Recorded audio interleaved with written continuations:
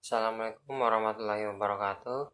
Perkenalkan, nama saya Muhammad Raffi Firyawan dari kelas 12 MIPA 2. Di sini saya akan mempresentasikan tentang ekoenzim. Oke, enzim adalah cairan alami serbaguna yang merupakan hasil fermentasi gula merah, limbah buah atau kulit-kulit buah, sayuran, sisa-sisa sayuran, dan air dengan menggunakan perbandingan 1:3:10. Artinya itu satunya itu 1 kilo gula merah, tiganya itu 3 kilo sampah-sampah sayuran atau kulit buah, dan 10 itu artinya 10 liter air bersih. Dan fermentasi ini memerlukan waktu selama 90 hari. Ekoenzim ini dikembangkan oleh Dr.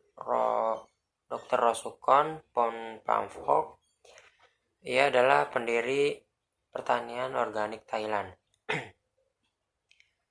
Ia melakukan penelitian sejak tahun 1980-an dan kemudian diperkenalkan secara lebih luas oleh Dr. John On, seorang peneliti naturopati dari Penang, Malaysia. Dalam proses pembuatannya, ekoenzim menggunakan prinsip kerja respirasi aerob, anaerob, atau yang kita kenal dengan istilah fermentasi. Respirasi anaerob ini adalah reaksi respirasi yang terjadi tanpa adanya bantuan oksigen. Pada respirasi anaerob, energi langsung dikonversi dari karbohidrat. Respirasi anaerob baru akan bekerja apabila organisme pada dalam keadaan kurang oksigen. Oleh karena itu, pada saat pembuatan ekoenzim, wadah tempat fermentasi berlangsung itu harus ditutup agar proses respirasi anaerob dapat berjalan maksimal dan cairan ekoenzim dalam wadah tidak tercemar mikroorganisme yang terdapat dalam udara terbuka. Selama proses fermentasi, enzim mikroorganisme aktif mengolah sumber energi. Hasil penelitian menemukan bahwa ekoenzim mengandung aktivitas amilase, protease, dan lipase yang dapat dimanfaatkan untuk mengolah limbah susu yang mengandung karbohidrat, protein, dan lemak untuk diuraikan dalam enzim tersebut. Lanjut dengan alat dan bahan yang kita perlukan untuk membuat ekoenzim. Seperti sebelumnya yang saya bilang, alat dan bahannya itu menggunakan perbandingan 1:3:10. Di sini kelompok saya menggunakan 500 gram gula merah, 1500 gram sampah kulit buah, dan sisa sayuran, 5 liter air bersih, dan 1 wadah untuk tempat berlangsungnya fermentasi. Berikut cara-cara pembuatan ekoenzim. Yang pertama, mencuci sampah buah-buahan yang sudah dikumpulkan supaya tidak ada mikroorganisme yang menempel pada kulit buah-buah. Jadi kita harus membersihkan terlebih dahulu sebelum memasukkannya ke dalam wadah. Yang kedua, memotong sampah buah tersebut menjadi bagian yang lebih kecil. Yang ketiga, menghaluskan gula merah. Yang keempat itu membuat larutan gula. Jadi gulanya kita larutkan pakai air sebelum kita masukkan ke dalam wadah yang akan kita gunakan untuk tempat fermentasi berlangsung.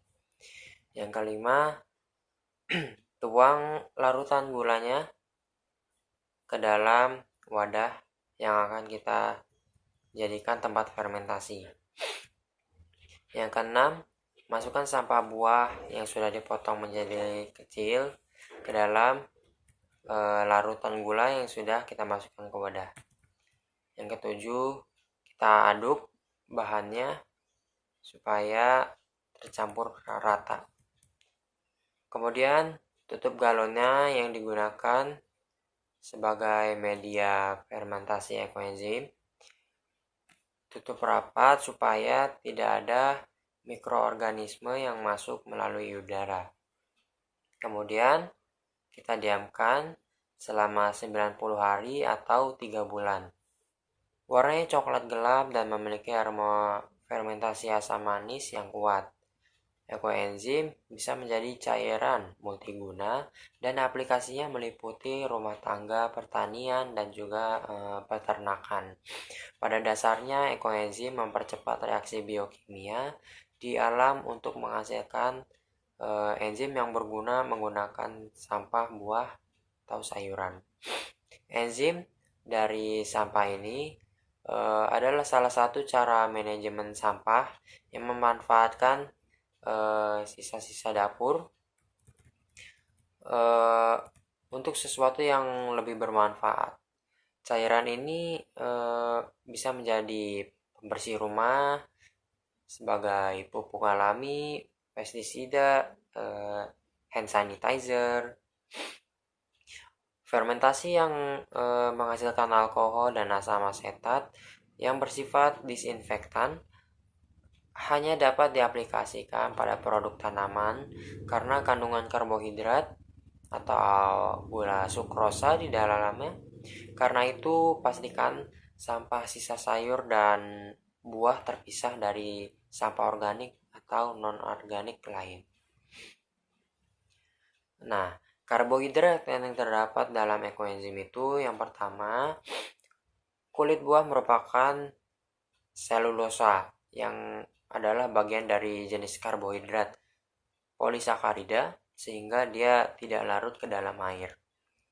Yang kedua, gula itu karbohidratnya sukrosa adalah bagian dari jenis karbohidrat disakarida yang memiliki sifat larut dalam air.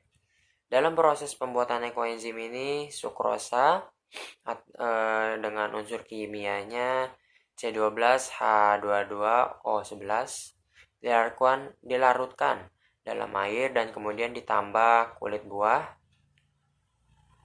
ke dalamnya. Kulit buah tidak ikut terlalu ke dalam air karena merupakan polisakarida. Kemudian saat keduanya bercampur dan wadah ditutup, terjadi proses respirasi anaerob atau yang kita kenal dengan fermentasi. Proses fermentasi sukrosa melibatkan mikroorganisme yang dapat memperoleh energi dari substrat sukrosa dengan melepaskan karbon dioksida dengan rumus kimia CO2 dan produk samping berupa senyawa alkohol. Inilah kenapa di dalam wadah yang berisi cairan ekoenzim terdapat gas dan berbau seperti alkohol. Proses fermentasi ini akan berlangsung selama 3 bulan. Bulan pertama akan dihasilkan alkohol, kemudian pada bulan kedua akan menghasilkan cuka, dan pada bulan ketiga akan menghasilkan enzim. Pada bulan ketiga ekoenzim kita sudah bisa panen. Caranya adalah dengan menyaring menggunakan kain yang sudah tidak terpakai atau juga baju bisa digunakan untuk saringan. Sekian dari saya, kurang lebihnya mohon maaf.